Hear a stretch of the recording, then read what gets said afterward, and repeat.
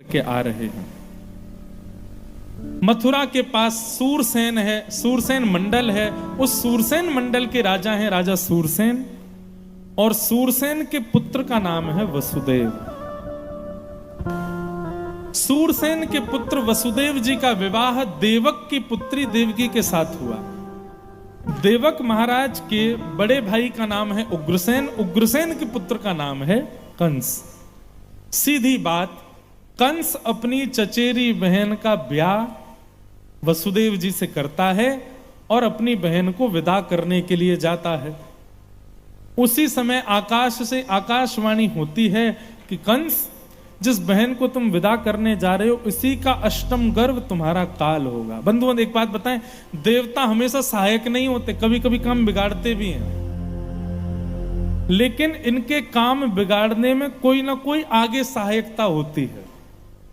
मतलब अभी ऐसा लगेगा कि देवताओं ने सब बिगाड़ दिया, पर वो देवता बिगाड़ते इसलिए ताकि उसका परिणाम कुछ दिनों बाद हमको पता चले और वो परिणाम सुखकारी होगा। अगर उस समय कंस को ये आकाशवाणी देवता नहीं करते तो भगवान कृष्ण के प्रादुर्भाव में कहीं ना कहीं रुकावट आ जाती। कंस को कह दिया, अरे कंस, जिस बहन को तुम विदा करने जा रहे हो इसी का अष्टम गर्भ तुम्हारा काल होगा। जैसे ही सुना बहन का पुत्र मेरा काल होगा, देवकी के केश पकड़ करके तलवार निकाल करके सर धर से अलग करने लगा। वसुदेव जी ने चरण पकड़ करके कहा, जितने बालक होंगे हम सब तुमको दे देंगे, एक भी अपने पास नहीं रखेंगे, पर अपनी बहन को मत मारो। वसुदेव जी की बात पर विश्वास करके कंस ने 6 बालकों का वध कर दिया। 7वें बालक के रूप में शेषनाग पधारे और वो बलराम जी के रूप में आए, पर कुछ महीनों बाद ही उनका गर्भांतरण दूसरी जगह हुआ, रोहिणी के गर्भ में, और कंस को यह खबर मिली कि 7वां बालक गर्भ में ही नष्ट हो गया। 7वां बालक आने वाला है, मेरा काल आने वाला है। कंस ने सेना बढ़ा दी, सिक्योरिटी बढ़ा दी, कैसे भी निकल के भागने ना पाए। भादों का महीना, अष्टमी तिथि, मंदम मंदम जलधरा, और जैसे ही अर्धरात्रि हुई, आज इतना सुखद वातावरण हो गया पूरे विश्व का कि सबको निद्रा आ रही है, सबको सुख मिल रहा है, सबको चैन मिल रहा है, सबको सोने की इच्छा हो रही है। गहरी निद्रा में सोए हैं मथुरा के समस्त सैनिक गण। बस 2 लोग जागे हैं, वसुदेव जी और देवकी। और उसी समय कंस के कारागृह में एक दिव्य तेज प्रकट हुआ और देवकी मैया के गर्भ से शंख चक्र गदा पद्मधारी श्रीमन नारायण ही कृष्ण रूप धारण करके प्रकट हुए। बोल बाल कृष्ण लाल की। ऐसी रूखी जय, अरे ने जोर की जो बोलो, बोल बाल कृष्ण लाल की। अब तो इतनी जोर से बोला कंस उठ जाएगा, और कंस उठ गया तो महाराज ठाकुर जी कैसे जाएंगे ब्रजमंडल। लेकिन आज ऐसी गहरी निद्रा में सोए हैं सब लोग कि महाराज कोई उनको नहीं उठा सकता है। क्यों? क्योंकि ठाकुर जी जिसको चाहते हैं वही उनके प्रादुर्भाव को देख सकता है, और कोई नहीं देख सकता। आहा, भगवान का रूप कैसा है। सब लोग नेत्र बंद करो, मैं एक श्लोक बोलूंगा, उस श्लोक की व्याख्या करूंगा, उस व्याख्या से अपने चित्त में ही ठाकुर जी का एक चित्र बनाइएगा। तमद्भुतम बालकमंबुजक्षणम चतुर्भुजम शंख गदायुधायुधम श्रीवत्सलक्ष्मं गलसौभकौस्तुभम पीतांबरम सांद्रपयोदसौभगम। छवि बनाइए अपने चित्त में। कैसे हैं ठाकुर जी? बोले तमद्भुतम बालकम। ठाकुर जी हैं तो छोटे से बालक ही, जैसा जन्म लेते ही बालक की कदकाठी होती है, इतने ही बड़े ठाकुर जी हैं। पर इतने बड़े ठाकुर जी का रूप कैसा है? बोले चतुर्भुजम। ठाकुर जी की 4 भुजाएं हैं, और 4 भुजाएं भी ऐसी नहीं है, उन चारों भुजाओं में शंख चक्र गदा पद्म, चारों भुजाओं में आयुध हैं। और ठाकुर जी कोई सामान्य बालक की तरह निर्वस्त्र नहीं है, ठाकुर जी ने पीतांबरी पहनी है, ठाकुर जी ने पीले वस्त्र पहने हैं, चंदन की सुगंधी आ रही है, सिर पर मुकुट धारण कर रखा है, गले में कौस्तुभ मणि पहन रखी है। ठाकुर जी के मुख की, हाथ की, सर्वांगीण अंग की आकृति ऐसी है जैसे कोई कमल की होती हो। इतने प्यारे बाल कृष्ण प्रभु को हम प्रणाम करते हैं। दर्शन हुए कैसे ठाकुर जी, कमल जैसे नेत्र हैं, कमल जैसा मुख है, कमल जैसे हाथ हैं, कमल जैसा ठाकुर जी का उदर है, कमल जैसे चरण हैं। उसमें भी ठाकुर जी ने पीतांबरी पहनी है, आयुध लेकर के भगवान प्रकट हुए। बोलो बाल कृष्ण लाल की। चतुर्भुज रूप धारण करके, संपूर्ण श्रृंगार करके ठाकुर जी प्रकट हुए। देव की मैया बोली, नाथ आपने बहुत कृपा की जो आप पधारे, पर आपसे प्रार्थना कृपा करके आप छोटे से बालक बन जाओ ना। भगवान कहने लगे, बोलो मैया जन्म लेते ही मामा मारने आ जाता, इसलिए हम तो सारे आयुध लेके आए हैं साथ में। बोले आयुध आप लेकर के आयो, लेकिन नाथ आप हम पर कृपा भी तो करो। 4 हाथ और 4 आयुध वाले बालक को गोद में लेने में बड़ा अटपटा लगता है। छोटा बालक हो, 2 हाथ हो, बिना वस्त्रों के हो, ऐसा बालक जन्म लेता, उसी को मां गोद में लेती है। ये व्यवहार जैसा लग रहा है, व्यवहार नहीं लगना चाहिए, वास्तविकता में परिवर्तित हो जाओ ना ठाकुर जी। ऐसा ना लगे कि मैंने ठाकुर को गोद में लिया, ऐसा लगे कि मैंने अपने पुत्र को गोद में लिया। वो लीला करो ना नाथ। भगवान बोले, मैया यदि लीला चाहती हो ना तो फिर पूरी लीला करेंगे हम आपकी गोद में आ जाएंगे, आपके पयोधर का पान करेंगे, लेकिन शर्त एक है हमारी, फिर 11 वर्ष 56 दिन के लिए आपको खुद से दूर भेजना पड़ेगा, हमको गोकुल भेजना पड़ेगा। गोकुल में जाकर के यशोदा मैया के पास हमको छोड़ना पड़ेगा। 11 वर्ष 56 दिन प्रेम का प्रचार प्रसार करके, प्रेम को स्थापित करके हम फिर पुनः लौट करके आएंगे, मामा कंस का वध करके, तब आपको प्राप्त होंगे और फिर अपने जीवन पर्यंत हम आपके साथ रहेंगे। लेकिन उसके लिए 11 वर्ष 56 दिन का वियोग आपको सहना पड़ेगा। बंधुओं, कई बार व्यक्ति एक क्षण के सुख के लिए बहुत दुख सहना मंजूर कर लेता है, यह प्रेम का स्वरूप है। देवकी मैया बोली, अपनी गोद में लेकर के पयोधर पिलाने का सौभाग्य मुझे मिले और उसके बदले 11 वर्ष का वियोग मिले तो मुझे स्वीकार है, पर मैं अपने लाला को गोद में लेके पयोधर पिलाना चाहती हूं। भगवान छोटे से बालक बन गए, देवकी मैया ने गोद में लेकर के आज अपना पयोधर, आज तक 6 बालकों को जन्म लेते ही कंस मार देता था, किसी बालक का मुख भी देवकी नहीं देख पाती थी, पयोधर पिलाना तो बहुत दूर की बात है। बंधुओं, एक मां का सबसे बड़ा सौभाग्य होता है कि जन्म देने के बाद उसके बालक को सबसे पहले उसके हृदय से लगाया जाए। ऐसा मुझे प्रत्यक्ष तो नहीं पता, पर सूक्ष्मता से ऐसा पता है कि जब बालक का जन्म होता है उस समय उसकी ग्रहण शक्ति इतनी तीव्र होती है कि जब उसकी मां के हृदय से उसको छुपाया जाता है तो वो अपनी मां की सुगंधी को लेता है, और फिर जब तक वो बालक 1-2 वर्ष का नहीं हो जाता तब तक उसको सबसे ज्यादा चैन तभी मिलता है जब वो अपनी मां के हृदय के पास जाता है। उसको कितना भी रो रहा हो, कितना भी विचलित हो रहा हो, मां जैसे हृदय से लगाती है वो शांत हो जाता है, उसको सुगंधी आ जाती है मां की, और मां को सुगंधी आती है अपने बालक की। ये एक अद्भुत प्रेम होता है। वो 1-1.5 वर्ष के बालक का जो मां से प्रेम है, मां का वो प्रेम संसार का सबसे बड़ा प्रेम है। बालक कितना भी श्रेष्ठ हो जाए, बालक कितनी भी उपलब्धियां प्राप्त कर ले, पर उसके जन्म से लेकर के प्रथम वर्ष तक के उस बालक के उस सुख को वो मां कभी भूल नहीं पाती। सब लोग इधर देखो, यहां देखो, ठाकुर जी नहीं आएंगे जब तक हम नहीं चाहेंगे, इसलिए केवल हमको देखो, ध्यान से सुनो। देवकी मैया ने ठाकुर जी को अपने पयोधर का पान कराया। वसुदेव जी ने कहा, भगवान हम आपको गोकुल लेके जाएंगे कैसे? हटकड़ियां लगी हैं, बेड़ियां लगी हैं, इतने द्वारपाल सैनिक खड़े हैं। ठाकुर जी बोले, मेरा आश्रय ले लो, बंधनों की चिंता मत करो, मेरा आश्रय ले लो, बंधन खोलने की जिम्मेवारी मेरी है।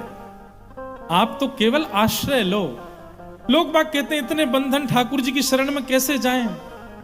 ठाकुर जी कहते हैं तुम्हारा काम केवल शरण में आना है, बंधन खोलने का काम मेरा है, बंधन तोड़ने का, बंधन छोड़ने का काम मेरा है। वसुदेव जी ने जैसे ही ठाकुर जी की तरफ हाथ बढ़ाया, भगवान को जैसे ही गोद में लिया, वसुदेव जी की हथकड़ियां खुल गईं, बेड़ियां खुल गईं, सारे दरबान जो थे सोए थे, चट्ट चट्ट ताले खुलने लगे, सब द्वार खुलते चले गए और वसुदेव जी ठाकुर जी को एक डलिया में लेकर के जा रहे हैं गोकुल की ओर। स्वागतम कृष्णा, स्वागतम कृष्णा, स्वागतम कृष्णा, स्वागतम कृष्णा, स्वागतम कृष्णा। सब लोग बैठ जाओ। स्वागतम कृष्णा, सब लोग अपने अपने स्थान पर बैठ जाओ। अभी उत्सव होगा तब खड़े होइएगा। स्वागतम सुस्वागतम शरणागतम कृष्णा,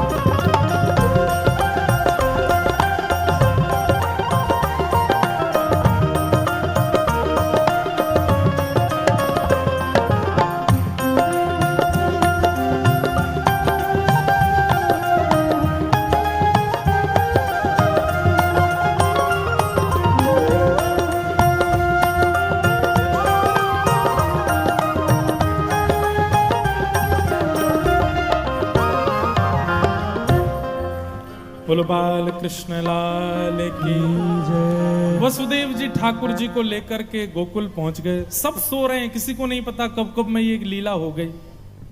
सब बैठ जाओ, मंच पे बैठ जाओ। वसुदेव जी ने जाकर के सोती हुई यशोदा मैया के बगल में लाला को सुला दिया और लाली को डलिया में लेकर के मथुरा गए।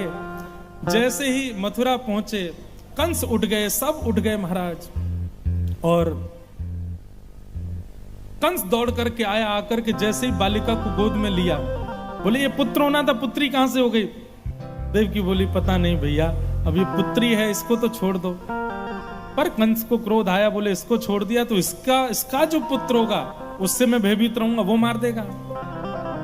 उस बालिका को जैसे ही पृथ्वी पर पटका, अष्टभुजी देवी भद्रकाली प्रकट हो गई और प्रकट होकर के कंस से कह दिया, अरे कंस, मैं योग माया हूं। तुम्हारे शत्रु कृष्ण ने तो ब्रजमंडल में जन्म ले लिया।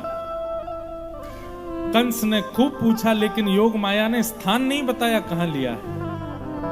तब कंस ने यहां राक्षसों को बुलाया है, उनसे कह रहा है ढूंढो मेरे शत्रु को, लेकिन हम लोग तो गोकुल चले, अब कंस को करने दो जो कर रहा है। नंद बाबा 80 बरस के है गए, लेकिन लाला नाय भयो। यशोदा मैया के अब बुढ़ापे की उम्र है गए, लेकिन अभी तक लाला नाय भयो। पर पतो ना क्यों अब सब ब्रजवासिन को ऐसे लगवे लगी, सब जगह चर्चा है लगी कि अब के लाला होएगो, अब के तो लाला है ही जाएगो।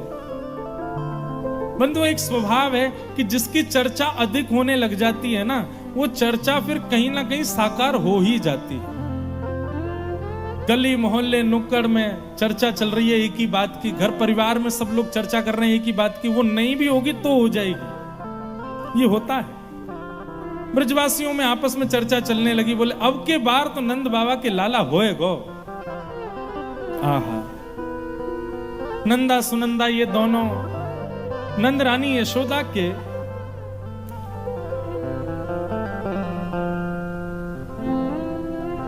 कक्ष में जैसे ही गई, यशोदा मैया के बगल में नेक ससो बालक सोयो है, लेकिन चदरिया ओढ़ के सोयो है। 21 बार हरिशरणम को जाप कियो, हरिशरणम हरिशरणम। हे विधाता, हमारे नंद बाबा के एक लाला है जाए, फिर भले 6 लाली है जाए, कोई दिक्कत ना है, बस एक लाला है जाए। और नंदा सुनंदा ने जाकर के महाराज जैसे ही चदरिया हटाई कि है गया है गया है गया है गया है गया है गया है गया है गया, बोले नंद के लाला की। आहा, नंदा सुनंदा दोनों बड़ी प्रसन्न है गई, दौड़ी दौड़ी गई नंद बाबा के पास और नंद बाबा से जाकर के कहने लगी, बाबा है गया है गया है गया है गया। बाबा बोले कहा भयो? बोले बाबा अब तो है गयो। बोले भयो कहा? बोले अब तो है गयो। बोले अरे भयो कहा, ये तो बता। बोले पहले हमें बताओ कहां मिलेगो। नंद बाबा बोले तू जो कहेगी सो देंगे, तू बता तो सही कहा भयो। नंदा सुनंदा बोली, बोले बाबा आपने इतने ब्रजवासी जमाए, यमुना जी की इतनी प्रदक्षिणा करी, श्री गैया मैया की इतनी सेवा करी, और इन सब ब्रजवासी संतन के आशीर्वाद सो आपके घर में नंदरानी यशोदा ने नीलमणि जैसे लाला को जन्म दिया है। अब तो जैसे ही सुनी महाराज। अच्छा एक बात बताएं, ठाकुर जी का जब तक नामकरण संस्कार नहीं हुआ, ठाकुर जी को तब तक पूरा ब्रजमंडल क्या पुकारता था? नीलमणि। सब नीलमणि कहते थे, नीले नीले ठाकुर जी हैं तो नीलमणि कहकर के पुकारते। सबसे पहला नाम है ठाकुर जी का नीलमणि। नंद बाबा खुशी में आनंद में भर गए। पीलो पटका पहनो, पीले वस्त्र पहने, पीली पगड़ी बांधी, पीलो पीलो चंदन लगायो, और पूरे ब्रजमंडल को बधाई दे रहे हैं। भैया सबन को बधाई, आप सबन के आशीर्वाद सो, यमुना जी की कृपा सो, गैया मैया की कृपा सो हमारे घर लाला भयो है। बंधुओं, जैसे जैसे सबन को पता चले नंद बाबा के लाला भयो, सबको इतनी प्रसन्नता हो रही है मानो उनके घर में लाला हुआ है। सब ब्रजवासी नाच रहे हैं, गा रहे हैं, अपने घर सजा रहे हैं, बंधन बार बांध रहे हैं। ब्रजवासी माखन के लड्डू बना बना करके एक दूसरे में मार रहे हैं, वहां में मिश्री लगा रहे हैं। एक 95 वर्ष की मैया, वाकई एक भी दांत नहीं है, वाने आए करके बाहर देखी, इतना ऊधम मच रहा, भैया कहा भयो? हमारे ब्रज में कहा भयो? क्या हुआ को बोले कहा भयो। जैसे मैया ने आके पूछी, बोले भैया कहा भयो है। एक ब्रजवासी ने माखन मिश्री लगाए करके एक गेंद बना के वह मैया के मोहड़े मारी। एक भी दांत नहीं है मैया के, बिना दांत के सटकते महाराज पूरी गेंद भीतर चली गई मक्खन की। मैया ने अपनी जीभ पे होठ चाटे और के बाद बोली कहा भयो?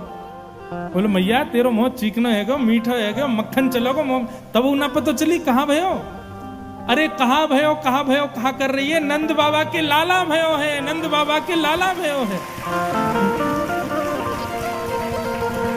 95 वर्ष की मैया, चला भी नहीं जाता, नाचन लगी और नाचते नाचते बोली, अरे विधाता ऐसे लाला तो नंद बाबा के रोजे ही होयो करे भैया, ऐसी कृपा कर दो।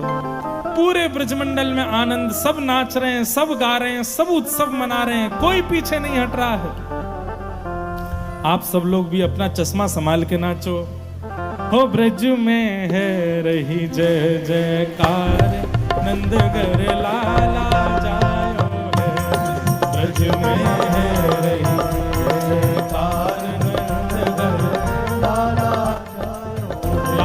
जायो है, नंद रानी ने लाला जायो है। लाला जायो है, नंद रानी ने लाला जायो है। अरे हाँ लाला जायो है, यशोदा ने लाला जायो है। हाँ लाला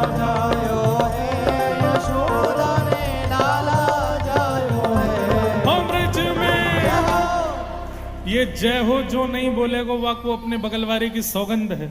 हो ब्रज में, हो ब्रज में, हो ब्रज में है रही जय जयकार नंद घर लाला जायो है। ब्रज में है रही जय जयकार नंद घर लाला जायो। हाँ ब्रज में है रही जय जयकार नंद घर लाला जायो है। ब्रज में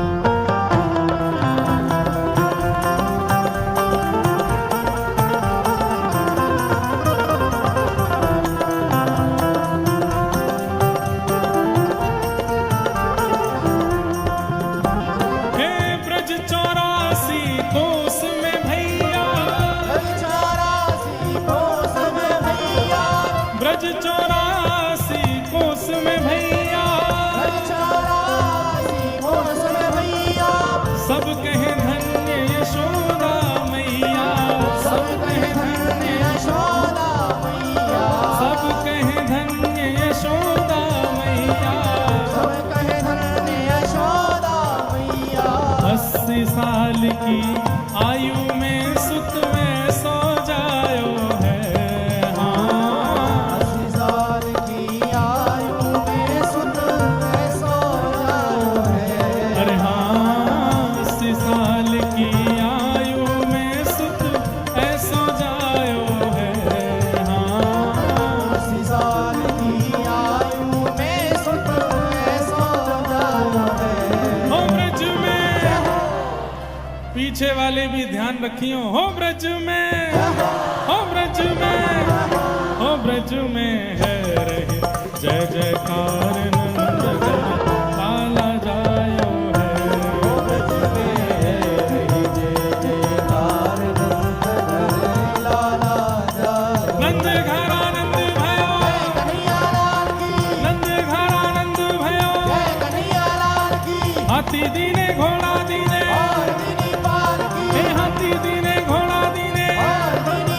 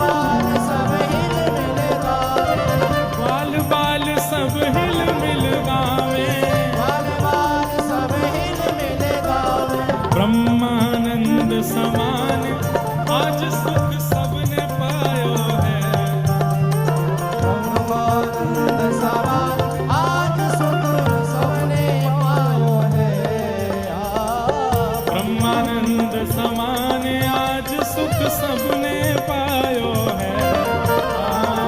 ब्रह्मानंद समान आज सुख सबने पायो है। ओ ब्रज में, ओ ब्रज में, ओ ब्रज में